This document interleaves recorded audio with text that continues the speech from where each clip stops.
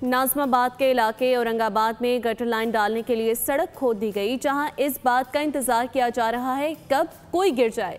सूरत हाल से इलाका मकीन भी परेशान है। हमारे नुमाइंदे कफील अहमद रिपोर्ट कर रहे हैं। कराची में मैं क्या कुछ जो पिक्चर दिखाता हूँ स्क्रीन पे, लोग कहते हैं कि यार आप कराची की जो इस वक्त सूरत हाल है उसको, इस तरह मसाइल को हम दिखाते हैं। इस वक्त मैं औरंगाबाद नाज़माबाद में मौजूद हूँ।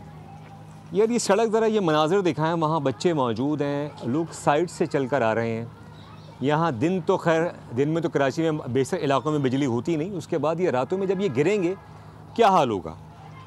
हाल अहवाल जो इस वक्त अहवाल है वो बताएंगे यहाँ के जो मकीन हैं। रात को भी एक बुज़ुर्ग गिरे और एक बाइक वाला अपनी वाइफ के साथ जा रहा था, उसके बाइक से संभली नहीं, अंदर नीचे गिर गया। अगर खुदा ना खास्ता इसके अंदर कोई बच्चा गिरता है, जैसे ये पानी का है, तो इसका कौन जिम्मेदार होगा? जफर मलिक साहब क्या कहेंगे? ये जो सूरत हाल है, ये जो ज़रा आप आगे हैं, ज़रा आगे हैं, ये बताएं। सूरत हाल ये है कि तरक्याती काम होते हैं, लेकिन हर काम का एक चेक एंड बैलेंस होता है, एक तरीका होता है। यहाँ पे 5 दिन पहले यहाँ खुदाई शुरू की गई और इलाका मकीनों को ये बताया गया है कि यहाँ पे मैन होल और सर्विस के लिए मैन होल भी बनाए जाएंगे।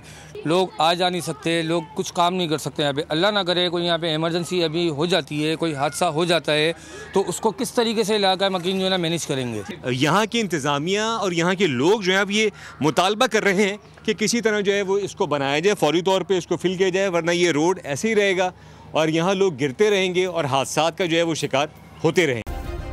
सब्सक्राइब करें और बेल दबाएं ताकि कोई खबर रह न जाए।